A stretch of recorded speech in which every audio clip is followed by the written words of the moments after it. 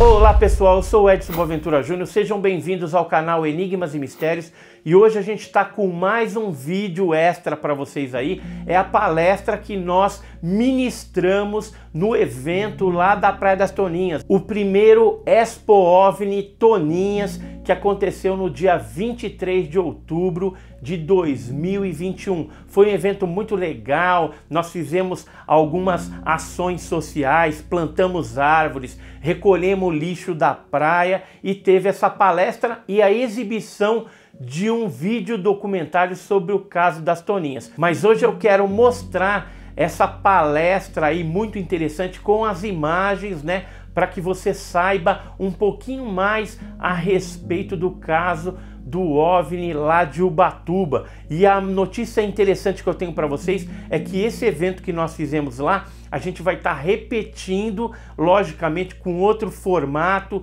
e outras informações também interessantes no ano de 2022. As negociações para esse novo evento já estão em andamento aí, então aguarde. Se você perdeu essa palestra aí de outubro de 2021, aguarde que em 2022 a gente tem mais novidades e eventos aí para vocês. Então, sem mais delongas, vamos ver essa interessante palestra. O GUG, né, que é o Grupo Ufológico do Guarujá, ele já existe há alguns anos, desde 1985, e a gente sempre pesquisou o fenômeno OVNI dentro de uma metodologia científica, né? E a nossa área de maior atuação é o litoral paulista, embora a gente já pesquisou em outros locais, né, em outros estados brasileiros e até fora do nosso país. Eu já visitei aí 20 países diferentes aí atrás do fenômeno OVNI e tal. E no litoral especificamente, como a gente vai estar falando do caso da explosão do OVNI de Ubatuba, é interessante eu falar para vocês que no litoral paulista, litoral sul e norte, já ocorreram algumas quedas de objetos voadores não identificados. São menos de 10 casos, são pouquíssimos casos que ocorreram, mas eu vou dar um panorama antes da gente entrar no caso aí das Toninhas.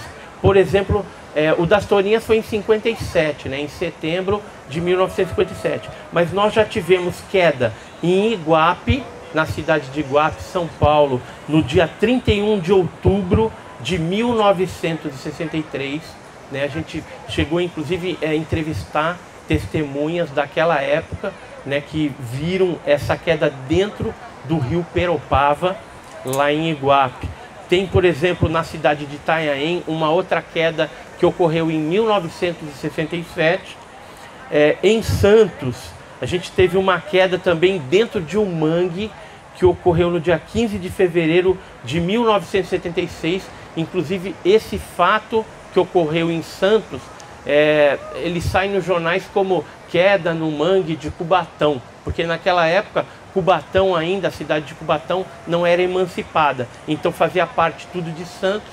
Então por isso que eu estou falando que em 76 seria em Santos. E houve a participação do bombeiro tentando resgatar esse objeto de dentro do rio. A gente teve muita dificuldade de conseguir documentação dessa época de 76 referente a esse caso de Santos, embora ele tenha saído nos jornais, a gente tenha localizado as testemunhas também que viram a queda e inclusive conseguimos um extrato de um documento do Corpo de Bombeiros de uma dessas patrulhas que eles fizeram para tentar localizar o objeto dentro do rio, né, do rio Cubatão. E um dos bombeiros teria sofrido posteriormente efeitos daquela água provavelmente contaminada, porque o cabelo dele chegou a cair e ele teve náuseas, dor de cabeça, né, que são efeitos aí de algum tipo de contaminação. Um outro caso que ocorreu no litoral paulista foi na cidade de Mongaguá, em dezembro de 1986, que foi um ano aí bem atípico, onde neste ano de 86 houve uma verdadeira invasão de OVNIs no Brasil, né, em vários estados brasileiros, começando pelaquela famosa Noite Oficial dos OVNIs, que ocorreu no dia 19 de maio de 86, que durou aí 10 dias. Mas Posterior a essa data, maio de 86, vários casos foram ocorrendo, culminando com uma queda, inclusive, em Mongaguá, em dezembro de 1986. Um outro caso que ocorreu também foi em Peruíbe, no sul do estado de São Paulo, litoral, né? Litoral sul, onde teria no dia 2 de setembro de 1990 um objeto caído também nas proximidades. Eles não conseguiram localizar o local exato, mas o impacto foi tão violento que chegou a quebrar as vidraças da prefeitura. Naquela época saiu num jornal também chamado Jornal Acontece. Então o caso das Toninhas, a gente vai estar falando, ele aconteceu exatamente naquele canto da praia, no canto direito, para quem está olhando para o mar, né? E diz, né, que esse caso, ele foi um caso clássico. Por quê? Porque um colunista do jornal O Globo, chamado Ibrahim Suede, os mais antigos aí vão saber de quem eu estou falando, né? Os mais novos, logicamente, não vão conhecer o Ibrahim Suede, mas o Ibrahim Suede era um colunista do jornal O Globo, um jornal carioca, e ele recebeu uma carta de uma pessoa que esteve aqui naquele dia, e essa carta foi recebida no dia 14 de setembro de 1957, na redação do jornal, e dentro da carta contava a história desse objeto que explodiu, dos fragmentos que foram coletados, e dentro da carta tinha alguns fragmentos que a pessoa mandava conjuntamente. Posteriormente, esse colunista entrou em contato com outro pesquisador ufológico, que era o Dr. Olavo Fontes, um médico carioca também, que se interessava pelo fenômeno OVNI, e aí passou esses fragmentos às mãos do Dr. Olavo Fontes, que providenciou as primeiras análises no Ministério da Agricultura do Brasil. Mas antes da gente prosseguir com esse caso, eu queria falar que aqui, nessa região de Ubatuba, várias praias, né? Maranduba também, né? Várias praias daqui, mesmo as Toninhas, elas têm vários casos reportados de OVNIs. No passado, os caiçaras aqui, eles chamavam isso de assombração, bola de fogo, por algum conhecimento também, às vezes falavam que era uma espécie de mãe do ouro, talvez por influência mineira, né? Porque lá em Minas o pessoal fala muito da mãe do ouro, né? Que aparece, mas aqui o pessoal já falava a respeito dessas bolas de fogo. É lógico que tem que se dar um desconto, que algumas coisas que vez ou outra aparecem aí no nosso espaço aéreo podem ser fenômenos astronômicos, né? Meteoritos, né? Cometa, estrela cadente, ou mesmo algum objeto voador convencional que vez ou outra é confundida, né? Um balão, por exemplo.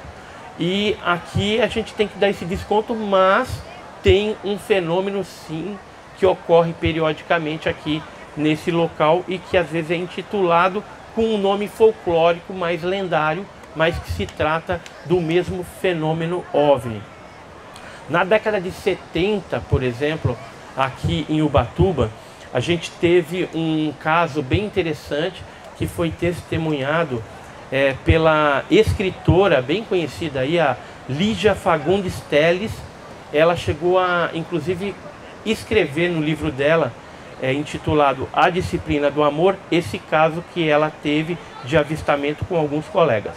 Então, a Lígia, né, a Fagundes Telles, bem conhecida, escritora, escreveu vários livros, ela disse que aqui em Ubatuba ela viu um objeto voador não identificado, que fez um movimento bem diferente, inclusive imprimiu aí algumas velocidades bem incríveis. Eu queria mostrar para vocês, mas aí vai ficar só no nosso vídeo, uma imagem, uma fotografia que foi tirada em novembro de 2009, em Ubatuba também, pelo José Aparício de Oliveira.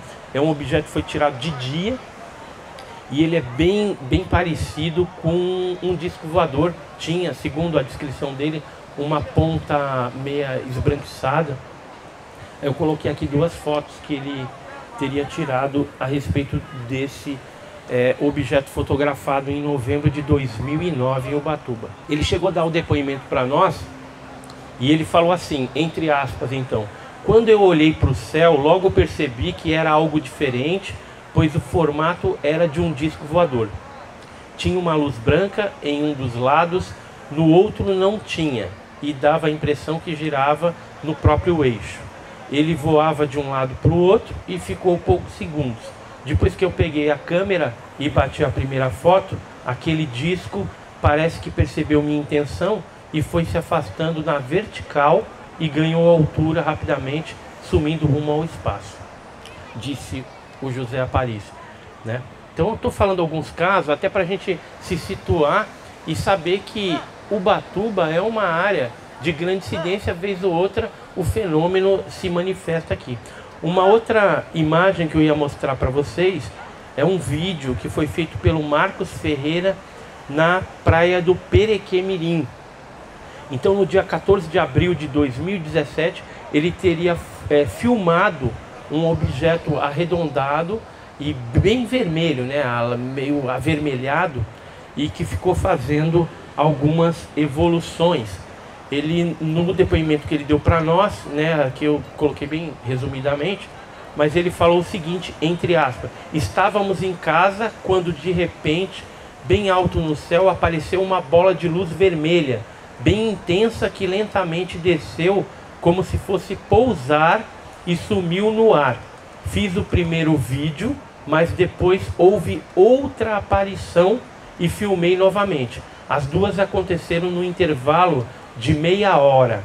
Iniciou-se às 18 horas do dia 14 de abril, disse o Marcos Ferreira.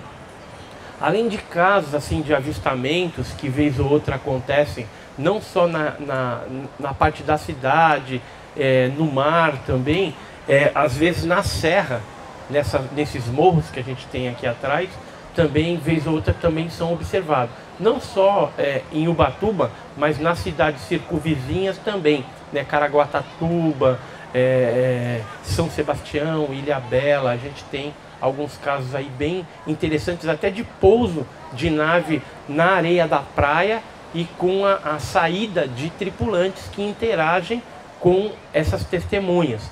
E mais para o lado do Maranduba, por exemplo, a gente tem alguns casos falando a respeito de criaturas que foram vistas lá. Então, tipo Grey, algumas coisas meio diferentes. Eu separei um dos casos que foi relatado pela Elaine Mels em 1972. Peguei esse bem mais antigo, mas tem casos também mais recentes. Então ela diz assim: avistei um ser muito estranho, diferente de tudo que eu havia visto até então, parado em cima da pedra, logo acima da minha cabeça, me observando. Ele era pouco corcunda, com braços longos, cabeça alongada para trás, olhos grandes, tinha uma boca muito pequena e parecia que era pele de peixe de cação, aquela pele meia lisa, acinzentada, né? E ela termina aqui: nunca vou esquecer do odor que aquela criatura exalava, né? Que ele exalava. Então tem casos também de tripulantes que vez ou outra ocorrem aqui. Dos casos que eu falei que ocorreram nas proximidades aqui de Ubatuba, por exemplo, tem um caso clássico que aconteceu em junho de 1956. Ele é conhecido como caso João Freitas Guimarães, que é um advogado de direito. Ele estava em São Sebastião e uma nave dessas pousou e ele foi convidado a adentrar dentro de um objeto desse. Eram uns tripulantes que vestiam uma roupa esverdeada, parecendo uma roupa de mergulho, e eles tinham o cabelo aloirado, né? Um cabelo longo assim, meio aloirado, e as feições deles eram bem belas e pareciam tipo tudo irmão gêmeo, né? Eram bem cópia mesmo. E nesse caso, depois que ele foi dentro da nave e aconteceu uma série de detalhes lá dentro, teve até uma espécie de excursão dentro dessa nave, os seres largaram ele na praia novamente, lá em São Sebastião, e prometeram voltar daí um ano ou seja, no ano de 1957.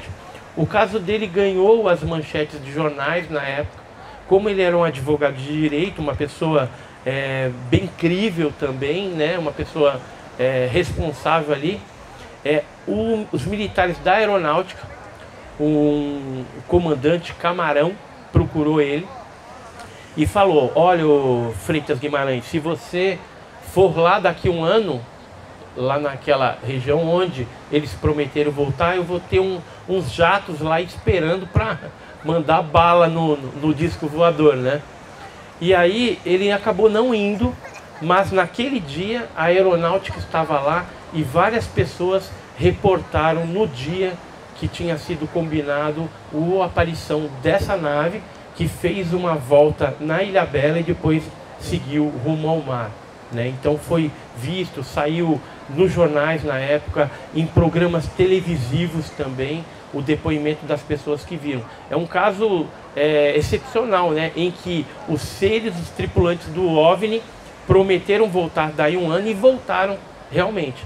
E aí o Freitas Guimarães disse que não foi por conta dessa intimidação e também porque tinha falecido um parente, né? Então ele estava ali em luto familiar e acabou não indo nesse segundo encontro. Nós estivemos na década de 80 na casa do João Freitas Guimarães, ele morava no Gonzaga, em Santos, e lá ele contou pra gente um outro caso que tinha acontecido com ele em Santos, né? Um caso que ele nunca divulgou. O fato de ter tido esse primeiro caso, passaram-se anos, somente na década de 80 é que ele teve um novo contato com esses seres, né? E aí ele deixou registrado para o Grupo Ufológico do Guarujá toda essa história. Um outro caso que aconteceu aqui, próximo e coincidentemente em junho também, mas não de 56, mas dia 21 de junho de 1996, né, no ano do ET de Varginha. Esse caso aconteceu em Caraguatatuba com um funcionário da Embraer chamado César Miglioranza, e ele viu na praia de Porto Novo um objeto também pousar e saíram alguns seres, só que ele acabou perdendo o sentido, né? Ele teve o que a gente chama na ufologia de missing time, tempo perdido, né?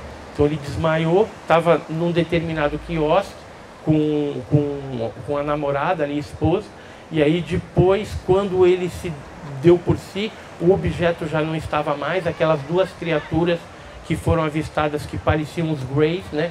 São seres baixinhos, com a cabeça desproporcional, cinzentos, olho preto. Ele disse que tinham desaparecido ali, que não estavam mais visíveis. E aí no dia seguinte ele chegou aí até a praia de Porto Novo para ver se tinha ficado alguma marca no local onde o objeto pousou, mas infelizmente a maré tinha subido e se tinha algum vestígio foi apagado pela água do mar, né? Então isso é só para a gente exemplificar que a gente está dentro de uma área, que o litoral norte é uma área de grande incidência ufológica, e vez ou outra ocorre aí pousos, contatos com tripulantes. Eu poderia ficar aqui à tarde até à noite contando um monte de caso que aconteceu em Boiçucanga, na Serra de Camburi, ali, vários lugares. Ilhabela eu faria uma palestra de 4 horas para poder falar todos os casos que tem em Ilhabela. Ilhabela também é uma área muito rica, principalmente de objetos entrando e saindo de dentro do mar, que aí é a respeito dos OSNIs, objetos submarinos não identificados. Mas vamos para o caso de Ubatuba. O que aconteceu então em Ubatuba? Eu iniciei falando, né, que o Ibrahim Suede recebeu essa carta, esses fragmentos. O Dr. Olavo Fontes, ele pegou esses fragmentos e pediu que fossem analisados no Ministério da Agricultura do Brasil. E aí foi analisado, e uma técnica química chamada Maria Luísa, ela analisou esse material e chegou à conclusão de que seria magnésio 99,99 puro. Ah, tudo bem, magnésio, então não seria aí um metal extraterrestre, alguma substância extraterrestre? Não, porque o universo todo ele é composto dos mesmos elementos químicos que compõem a tabela periódica conhecida. Por exemplo, o ferro de um meteorito que cai aqui é o mesmo ferro que corre nas nossas veias.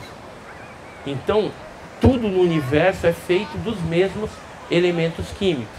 O que muda é a composição isotópica daquele elemento. Ou seja, se você tem ferro, um ferro que vem de fora, se você fizer uma análise isotópica, ele não vai ter uma configuração de isótopos coincidente com o ferro terrestre, que vai ter uma outra composição. E isso já é uma evidência que aquele ferro veio de fora. E no caso de Ubatuba, a gente tem logo no início, em 57, quando foi feita essas análises, uma pureza muito grande desse magnésio. E aí, pensem comigo, naquela época, no dia que aconteceu esse fato aqui, no dia 7 de setembro de 1957, havia apenas nesse local 6 casas de pescadores. E vez ou outra vinham turistas de São Paulo, de outras partes próximas, para passar o final de semana ou o feriado. No caso era um feriado aqui na região. Às vezes eles alugavam, né, as instalações dos caiçaras ou até uma área para montar uma barraca de camping e passar ali o final de semana pescando, né, curtindo aí a praia. Então veja que naquela época não tinha muita civilização aqui quando aconteceu esse fato. E não havia também na localidade nenhuma metalurgia onde pudesse se obter magnésio 99,99% puro. Né? Então, da onde que veio isso? Conta, né, a história inicial que o objeto ele veio descendo ali naquele canto, ele parecia uma bacia aluminizada, e esse objeto, quando ele chegou bem rente à água, ele subiu. Nisso que ele foi subir, ele explodiu. E aí foi um show de luzes branca, e magnésio geralmente quando explode ele dá um efeito branco. É até utilizado o magnésio em fogos de artifício para fazer aquele efeito mais branco, né? E alguns fragmentos desse objeto caíram aqui na terra, né, e próximo ali da água. Já o pedaço maior do objeto ele caiu no mar e depois foi resgatado posteriormente pela Marinha Brasileira e por uma outra embarcação com uma bandeira diferente. A gente conseguiu o depoimento de um pescador lá do Maranduba, que era o Virgílio Lopes. Ele já é falecido. E ele viu todo esse esquema da retirada do pedaço maior do OVNI. Então o que ele viu? Naquela época ele conta que chegou a embarcação da Marinha, eles lançaram a âncora e vieram de barco até a praia onde ele tinha a sua casa. Uma casa simples, de pescador. E aí quando chegou lá, os militares falaram para eles ficarem dentro da casa e só saírem a hora que eles dessem autorização para sair. E aí ele adentrou, logicamente, era uma pessoa bem curiosa, e geralmente as casas de pescador você tem 2 portas, tem a porta de entrada da frente e tem a porta dos fundos, geralmente é da cozinha para o quintal dos fundos. E aí ele saiu pelo quintal dos fundos, meio escondido, subiu o morro, e do morro ele observou toda a operação da retirada desse pedaço maior desse objeto e colocada dentro do barco, até que o barco recebeu esse pedaço maior, né, aluminizado também, e aí depois vieram os militares novamente e falaram: agora vocês podem sair e tal, e foram embora. Então eles fizeram a coleta possivelmente desse objeto voador não identificado que explodiu. O pedaço maior foi recolhido pela Marinha. Os pedaços menores, então, eles foram analisados lá no Ministério da Agricultura. Mas o doutor Olavo Fontes, que pediu essas análises, que era um ufólogo carioca, ele tinha um contato muito grande com um grupo norte-americano chamado APRO, que era chefiado, liderado ali pelo Jimmy e Coral Lorenzen. Então era o casal Lorenzen da APRO norte-americana, que receberam fragmentos também do OVNI que explodiu aqui em Ubatuba, nas Toninhas. E o que eles fizeram? Levaram para as empresas Down, inicialmente, lá nos Estados Unidos, para passar por análise, o que confirmou a pureza excepcional daquele metal, né, o magnésio. E a partir daí, vários pesquisadores tiveram interesse nessa amostra dos fragmentos, né, que foram coletados aqui em Ubatuba. Houve também uma operação feita pela Marinha em conjunto com o Exército para recolher outros pedaços aqui. E posteriormente nós tivemos a grata satisfação de receber de um filho de um militar do Exército, que já tinha falecido, o pai dele, e o pai dele guardou um saquinho escrito naquela linguagem bem antiga, né, uma caligrafia bem antiga, Ubatuba 1957. E a história que o pai contava é que ele tinha participado, tinha coletado, e alguns desses fragmentos tinha guardado para ele de souvenir, né, alguma coisa assim. E aí ele nos doou esse material. Mas daqui a pouquinho eu falo o que a gente fez com esse material. Voltando lá em 1957, o assunto, depois que caiu no jornal o Globo, viralizou, né? Se fosse a internet hoje, seria um vídeo que iria bombar muito. Tanto é que saiu em vários jornais, saiu no jornal Última Hora, saiu em vários jornais, caiu em São Paulo, disco voador. Mas a gente não pode falar que nessa época, né, o Diário da Noite colocar lá: ciência confirma, magnésio extraterreno, do suposto disco voador de Ubatuba. Quer dizer, é uma leviandade você falar um negócio desse. Não tem como você falar que é extraterreno. Que nem, tanto é que a gente, hoje, a gente fala que é material de um OVNI. A gente tem a certeza absoluta que não se trata de um objeto voador convencional. Aquilo não provém de uma aeronave, de algum experimento espacial, não é nada disso, né? Não é um meteorito também, mas naquela época a imprensa já era sensacionalista. Então, às vezes, ela fazia uma manchete assim bem forte. Além dos fragmentos coletados pela Marinha, pelo Exército, inclusive foram analisados em instalações militares, esses metais, embora a gente tentou conseguir os laudos militares, mas geralmente a gente tem um certo bloqueio, vamos dizer assim. Os militares, quando vê que a gente pede alguma coisa referente ao fenômeno OVNI, eles dão uma dissimulada. Falam que não existe mais o documento, que o documento se perdeu, ou que perdeu na enchente, ou que queimou no incêndio. Ou seja, eles falam um monte de mentiras ou justificativas infundadas para não te fornecer aquilo que você precisa e que talvez traria aí até um esclarecimento maior.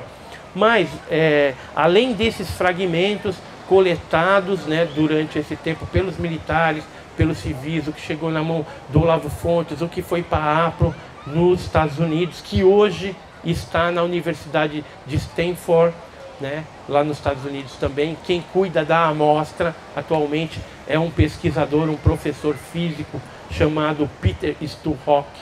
Então, ele que tem atualmente a posse desse material. Mas não tem só esse fragmento lá. O que a gente descobriu? Num museu argentino, que fica na cidade de Entre Rios, em Vitória, na Argentina,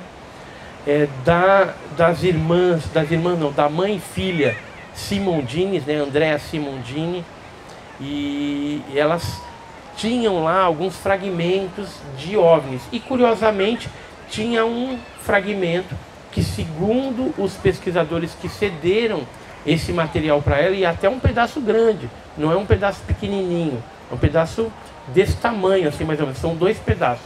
E elas contam que um deles foi o próprio Olavo Fontes, o pesquisador carioca brasileiro, teria doado para o pesquisador Ojeda, na Argentina, esse fragmento durante um evento que ocorreu no Rio de Janeiro. Então o Ojeda veio da Argentina para cá, se encontrou com o Olavo Fontes e recebeu esse fragmento.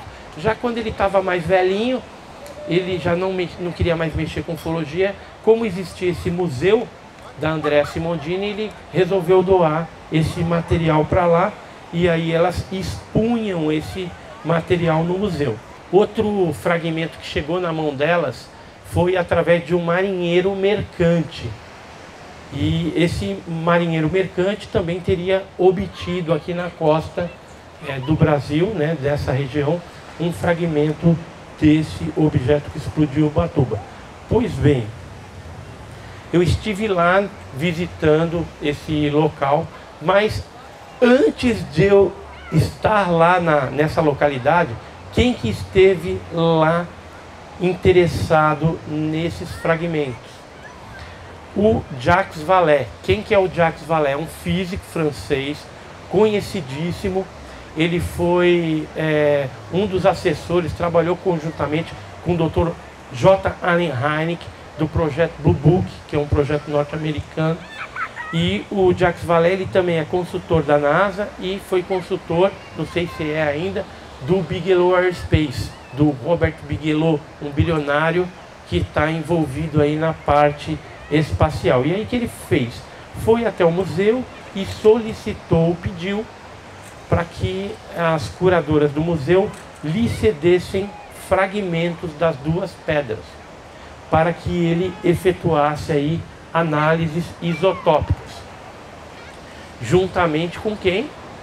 O Peter Sturrock, da Universidade de Stanford. Ou seja, esse assunto, esses fragmentos, esses metamateriais, eles chamam a atenção da população e também dos militares e cientistas até hoje. Apesar de ser um fato que ocorreu em 57, até hoje esses fragmentos estão aí causando desejo nos cientistas, porque através desses materiais pode ser que se coloque ou se consiga um avanço tecnológico em alguma área. E na área espacial é algo que se almeja, uma vez que a tecnologia que nós temos espacial, ela não evoluiu muito da década de 60 e 70 para cá, né? Então eles, só para vocês terem uma ideia, eu vou contar uma coisa aqui que não está no script, mas em 2009 eu fui abordado por 2 americanos que disseram que eram agentes, trabalhavam com o Robert Bigelow, que é do Bigelow Aerospace. Eles vieram dos Estados Unidos, se hospedaram num hotel em São Paulo e queriam conversar comigo sobre ufologia. Eu, como não falava muito bem inglês naquela época, ainda não falo tão bem assim, mas um dia eu vou falar. Eu peguei o meu cunhado, o Joseph Prado, e a gente foi junto, que ele falava o inglês fluente, até para a gente ver o que eles estavam querendo, né? E aí a proposta desses americanos do Bigelow Aerospace era que a gente do GUG, do Grupo Ufológico do Guarujá, fornecesse para eles tudo o que a gente tivesse de mais concreto na área de ufologia, ou seja, fragmentos de OVNIs, esse tipo de coisa, porque segundo eles estavam interessados nesses materiais para, através de um processo aí de engenharia reversa, e até utilizar isso em algumas aeronaves espaciais para futuramente fazer algo turístico. Então o Bigelow lá, o Robert Bigelow, estava interessado em fazer hotel, por exemplo, na Lua ou em Marte, e futuramente explorar isso. Mas para que isso acontecesse de forma mais ágil e segura, ele entendia que os OVNIs, os metamateriais provenientes de OVNIs, fragmentos, poderiam dar alguma sinalização nessa situação. E aí eu falei para ele, tudo bem, eu posso até ajudar vocês, mas o que que nós, brasileiros, tupiniquins, teríamos em contrapartida? Já que eu sei que vocês da Bigelow Aerospace colaboram com a MUFON, que é uma entidade norte-americana de pesquisa de OVNI, com $10 mil mês para aplicar em pesquisa. Se ele falasse para mim, eu dou $500, $1.000, já estava bom, porque a pesquisa nossa sai tudo do nosso bolso. Nunca tivemos aí nenhum patrocínio, nada disso, né? Nem do governo, nem da parte científica. Sempre foi às custas do próprio recurso financeiro que a gente conseguia de alguma forma. Só para vocês terem uma ideia, uma das análises do metal de Ubatuba, a gente fez uma vaquinha no YouTube para poder analisar ela na USP, na Universidade de São Paulo, porque a gente não tinha um recurso ali disponível para fazer análise. E aí o pessoal entendeu e entrou lá com as doações e a gente conseguiu fazer essa análise. Mas voltando lá nessa turma, então eles queriam gratuitamente, não quiseram dar nada, extorquir, vamos dizer assim, os materiais de OVNIs brasileiros para que eles lá tivessem algum avanço, vamos dizer assim, tecnológico em troca de nada. Né? Então a gente não topou isso daí. Eu mandei eles voltar para os Estados Unidos, falei, desse jeito não vai ter negócio não. E aí eles foram ainda, mandaram alguns e-mails, me ligaram dos Estados Unidos, e eu falei, se não tiver nenhuma ajuda, não tem acordo, não vou cooperar com vocês. E aí não cooperei naquela época, e eu sei que eles assediaram, abordaram alguns outros ufólogos do Nordeste que tinham metais também, no Ceará especificamente, em outras regiões também, na Paraíba. E aí depois eles fizeram algumas pesquisas clandestinas no norte do nosso país, no Nordeste também, numa cidade chamada Canindé, no Ceará, juntamente com a ABIN, que é a Agência Brasileira de Informação Brasileira, ou seja, sempre eles fazem algum tipo de coligação, e aí depois voltaram para o país deles. E hoje a gente sabe que esse Robert Bigelow, ele foi contratado pelo Pentágono norte-americano, ganhando aí alguns milhões de dólares para trabalhar com esses metamateriais e para criar uma área de armazenamento, um depósito para guardar, arquivar esse tipo de material advindo de OVNIs, né, de acidentes, de objetos voadores não identificados. Eu estou falando isso para vocês, não é da boca para fora. Existe um documento de 2017, liberado pelo FOIA, que é o Lei de Liberdade de Informação norte-americano, onde está descrito toda essa negociação entre o Pentágono e o Robert Bigelow, né? E depois parece que durou 2 anos, isso daí, e aí encerraram. Não sei se ele pediu mais dinheiro, e aí o Pentágono não quis pagar, não sei o que aconteceu. Mas eu sei que o negócio não foi muito para frente.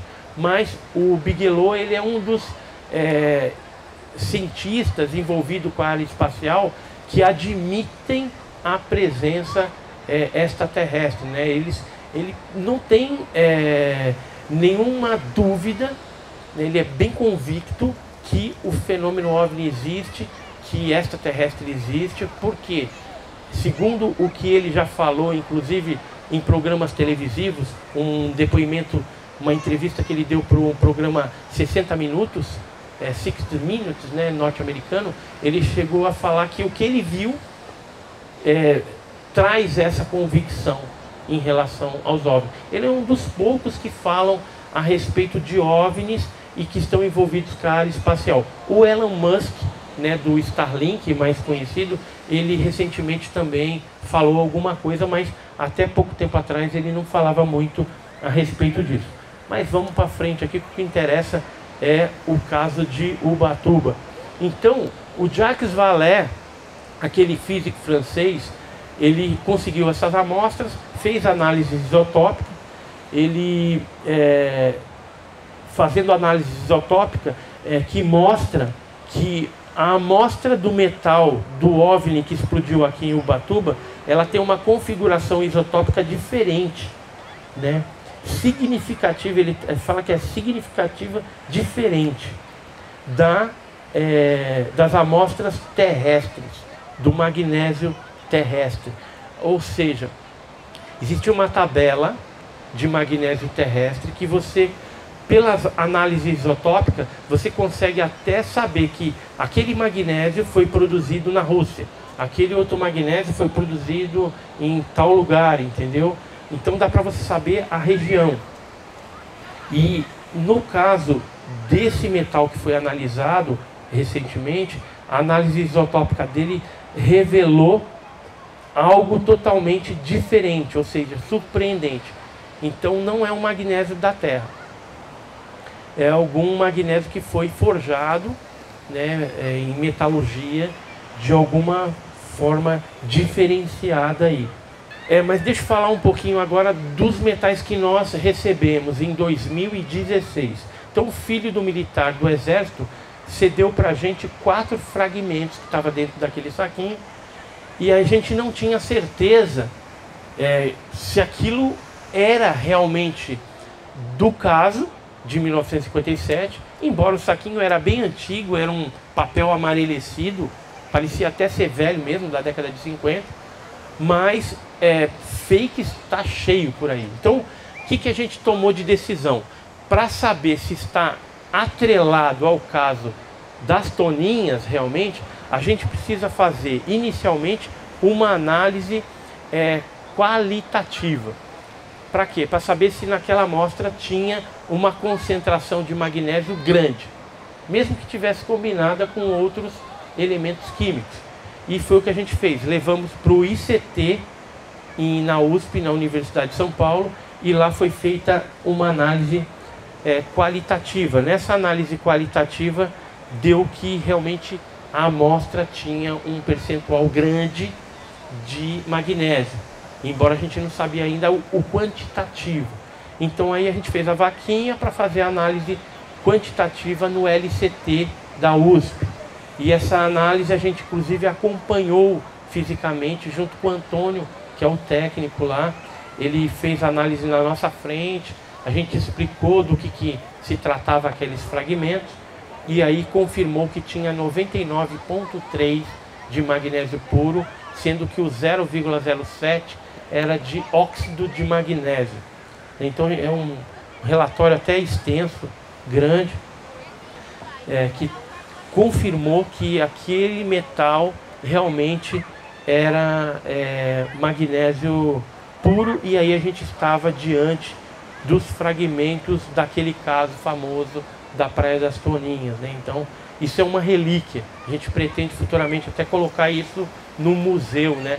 Aonde vai ser esse museu a gente não sabe, porque assim, eu tenho material para colocar no museu, mas não tenho grana para poder fazer a estrutura desse museu. Então vocês que estão me assistindo, de repente pode ser um investidor que vai viabilizar esse projeto. E não é só um museu que vai ter lá o fragmento de Ubatuba.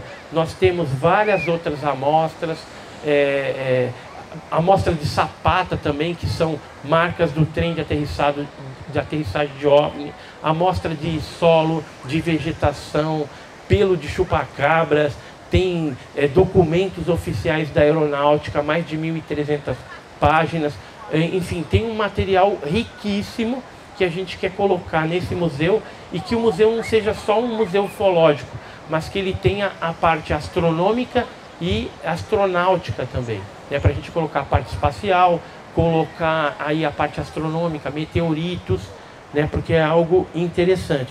E de posse desse material, a gente ficou pensando, será que o que explodiu, o que caiu aqui, poderia ser um meteorito, né? Porque às vezes as pessoas podem estar se questionando aí, falando, mas será que não foi um meteorito que caiu aqui em Ubatuba? A gente foi atrás disso também para ou confirmar ou descartar essa hipótese.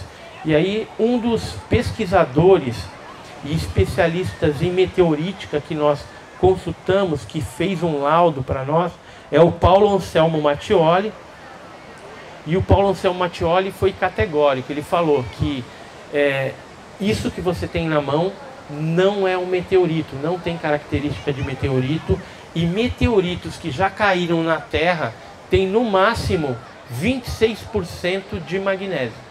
Isso é 99 ponto alguma coisa de magnésio. E outra coisa, pela estrutura do material, é algo que foi feito em metalurgia. Se é metalurgia daqui da Terra ou de fora, nós não sabemos. Mas é algo manufaturado, não é algo da natureza. Não existe magnésio na natureza 99,99 puro, não tem. Você vai ter que fundir isso numa metalurgia de alguma forma para obter essa pureza. Hoje é possível fazer isso? Sim, mas não com os isótopos que tem nessas amostras do objeto de Ubatuba. E meteorito está descartado, não é. E essa hipótese de meteorito foi inclusive abordada pelo Peter Sturrock. Lembra que eu falei do Peter Sturrock, que é um cientista físico da Universidade de Stanford, lá nos Estados Unidos, e que tem um pedaço desse material? O que aconteceu com esse cara? Ele esteve aqui em Ubatuba. Em 1985, ele esteve aqui entrevistando várias pessoas, visitando a região, e isso gerou um trabalho científico sobre a amostra do fragmento de Ubatuba. Eu tenho esse trabalho científico também. Dentro desse trabalho científico, a gente via ali que tinha várias anotações, depoimentos de outras pessoas, e ele abordou que poderia ter sido um meteorito. Com base em quê? Que ele chegou a uma hipótese. Ele falou, ou é OVNI ou é meteorito. Porque aqui em Ubatuba, em 1985, quando ele esteve investigando, ele descobriu que nos anos de 1933 ou 1934 tinha caído um meteoro aqui, numa determinada região. Tem até marca aí. Então ele tentou associar ao fato do OVNI de Ubatuba, já que ele não tinha alguns depoimentos mais consistentes, ou pelo menos naquela época ele não conseguiu. Com quem que ele esteve aqui no Brasil, esse americano? Juntamente com um outro pesquisador. É um pesquisador que ele é de São Paulo, e ele acompanhou toda a viagem. E esse pesquisador, antes dele falecer, a gente estava em contato. E esse pesquisador, o que ele tinha? Ele tinha uma pasta dessa grossura assim, de capa laranja. O que tinha dentro dessa pasta? Toda a pesquisa que ele fez junto com o Peter Sturrock aqui. E aí eu falei para ele, pô, eu poderia dar uma olhada nesse material? Ele falou, não, beleza, tal, vamos marcar um dia, você vem aqui em casa, e aí a gente vê essas coisas juntos. E aí o que eu fiz? Ficamos de marcar. E aí já estava próximo ao final do ano, e aí esse cientista falece, morre. Eu vi que ele não estava respondendo mais os e-mails, tudo, achei estranho. Aí tentei ligar, e quem atendeu foi a filha dele. E aí ela falou, infelizmente meu pai faleceu, tal, né? E aí aquilo, eu falei, olha, eu estava em contato com ele, né? A gente tem até por e-mail aqui, que ele ia me mostrar o material. Aí ela falou, ele tem mesmo esse material, tal. E inclusive naquela época fui eu que ajudei ele a catalogar, separar, recorte de jornal, um monte de coisa. E aí vamos fazer o seguinte, né? Eu falei, não, tranquilo, nem sabia que tinha falecido. Falei, curte o seu luto aí, né? E aí depois a gente conversa mais pra frente. Aí passou um tempo, alguns meses, ela entrou em contato conosco de novo, e aí falando que a gente podia buscar a pasta.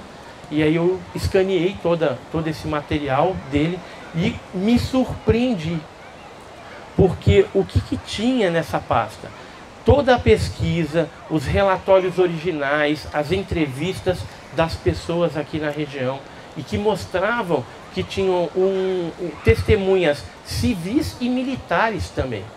E, além disso, haviam anexos que eram análises que foram processadas nos anos posteriores. Por exemplo, uma análise isotópica efetuada na Caltech em 1976, outra análise efetuada na NASA em 1981, tinha análise de 1979, tinha vários anexos de análises que tinham sido processadas nesses fragmentos em universidades ou laboratórios reconhecidíssimos, né, e altamente avançados. Então ali eu vi a importância daquilo que estava na minha mão também, desses fragmentos, que era algo que a ciência nunca abandonou, nunca deixou de estudar, e eles utilizaram vários laboratórios na calada da noite, na surdina, e nunca divulgaram isso para o mundo, né? A minha ideia é, posteriormente, trazer à tona, através de livro, toda essa história da Praia das Toninhas, com esses laudos, com os estudos, com todas as descobertas, e inclusive depoimentos de pessoas aí que a gente foi conseguindo ao longo do tempo. Só para vocês terem uma ideia, eu listei aqui uma pequena lista de alguns nomes que estiveram envolvidos com esse caso das Toninhas. Alguns deles são militares e alguns deles são civis. Então nós temos aqui, por exemplo, o general Euriale de Jesus Zerbini. O general Zerbini, ele teve em contato com esse material. O brigadeiro Jorge Soares de Moraes, que você deve conhecer, que era lá do CTA, daquela região, ele também teve contato. Major Roberto Caminha, da Marinha, também teve contato com isso. Comandante J.G. Brandão, que é do Exército. Coronel Neudo Leite da Silva, bem conhecido da Ilha Anchieta, também teve envolvido no caso. Lincoln Otum, que é um advogado aqui de Ubatuba, que chegou a escutar o barulho do estrondo naquela época, ele chegou a dar depoimento para nós. General Hugo de Oliveira Piva, General Hugo Piva, bem conhecido, acho que está vivo ainda, já deve estar bem velhinho.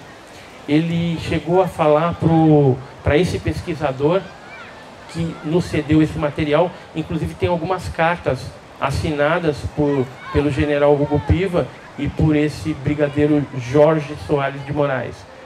O Peter A. Sturrock, né? Jacques Vallée, aí lembrei o nome do cara, Pierre Kaufmann. Então esse pesquisador que forneceu esse material e que teve aqui com o Peter Sturrock era o Pierre Kaufmann, bem conhecido aí, já falecido. A Maria de Lourdes Stanchak também tem aí um envolvimento, juntamente com o Dr. Olindo Schiafarelli, que é conhecido aqui em Ubatuba. O Pedro de Campos também teve um envolvimento.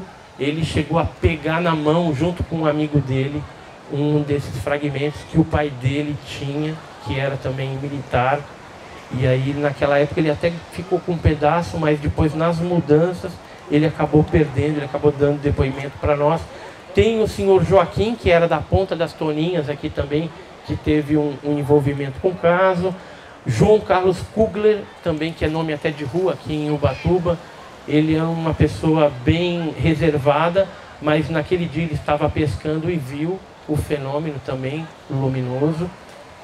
Embora eu conversei com a filha dele e a filha dele disse que não lembra, né, que o pai era bem reservado mesmo, mas ele chegou a contar essa história para o professor maltês lá de Santos, ele que contou para a gente naquela época a respeito disso. Tem um senhor pescador, Virgílio Lopes, né, que viu o pedaço maior sendo içado pelo navio da Marinha e pelo outro navio de outra bandeira. Então, o caso de Ubatuba, ele tem aí alguns nomes importantes, até militares e civis, que estiveram envolvidos com esse fenômeno. É lógico que muitas peças desse quebra-cabeça ainda faltam e a gente encontra dificuldade, por exemplo, no CTA a gente sabe que foi analisado. Eu tentei pedir os laudos que foram feitos naquela época, em setembro de 1957, mas eles de certa forma me negaram. Eu fui um pouco malandro também, porque eu sabia que tinha os números de cada análise. A análise ela é numerada, né? Eles têm um controle. E aí eu pedi a análise anterior e pedi a posterior a que eu queria, para depois pedir aquilo que eu sabia que ali estava a amostra de Ubatuba. Eles me forneceram a anterior, a posterior, e quando eu pedi exatamente aquela, eles falaram que não tinha. Só que no verso do que eles me forneceram, que era um livro, você percebe que tem. Então, se eles me forneceram aquela, é porque tem escrito do outro lado da página justamente a informação que eu necessito. Só que não fornece. É que eu já sou uma figura carimbada dentro da aeronáutica, do exército, da marinha. Então sempre quando eu peço alguma coisa de OVNI, eles negam. As respostas que vêm para mim, geralmente já são respostas padrão, é copia e cola, né? Então eles falam que não existe documento, ou que o documento foi queimado, ou que o documento perdeu na enchente. O exército, por exemplo, quando eu peço algum documento, ele diz que foi destruído o documento. Aí eu peço o termo de destruição, porque existe um procedimento em que para ser destruído algum documento, tem que ser produzido o termo de destruição. E aí o que eles me respondem quando eu peço o termo de destruição? Que o termo de destruição também foi destruído. Então é ridículo isso. Poderia ser até penalizado pela lei, porque você não pode destruir um termo de destruição, que ali está o resumo, né, do que foi destruído. É porque eles não querem dar mesmo esse material. E quando é o Edson Boaventura Júnior que pede, ele já é uma figura carimbada lá, então eles já fazem um copia e cola e acabou, não fornece nada. Então é muito difícil conseguir alguma coisa. Outra coisa que eu gostaria de falar do caso das Toninhas aqui, que assim, o caso ele é considerado inexplicável até hoje. Todas as possibilidades da gente tentar achar uma explicação plausível para o fato, seja ela um objeto voador convencional, né, um meteoro, alguma coisa, foram infrutíferas. Ou mesmo alguma aeronave que pudesse estar utilizando ali algumas partes de magnésio, que isso é possível também. A gente tem algumas peças para ficar até mais leve, que é utilizado no avião ou em algum aparato espacial, mas na configuração isotópica que hoje a gente sabe que é aquele material, não existe, né? Então realmente a gente não conseguiu explicar isso a não ser dentro do fenômeno OVNI. Então se trataria de um OVNI autêntico que explodiu aqui na Praia das Toninhas, e os fatos foram acobertados pelos militares, né? Com o tempo aí, novas peças desse quebra-cabeça devem vir à tona aí, e aí a gente vai saber mais a respeito aí desse caso das Toninhas. Mas é um caso aí que a gente não pode deixar esquecido, né?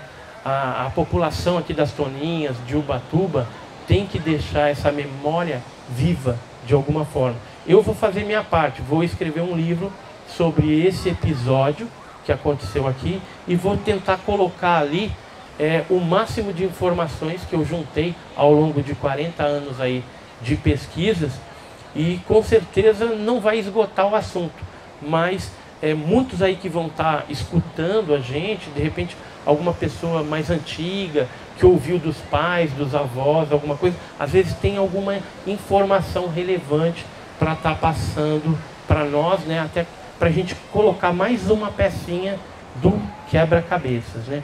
Espero que você tenha gostado dessas informações, dessa interessante palestra, e queria pedir para você aí, se você não é inscrito, se inscreve aí no nosso canal, nos acompanha aí nas redes sociais. Se gostou dessa palestra, clica no joinha, divulga à vontade aí para os seus amigos e deixe os seus comentários, porque é muito importante para nós aqui do canal Enigmas e Mistérios. Então é isso aí, pessoal. Obrigado por prestigiar e até o próximo vídeo com o Edson Boaventura Júnior.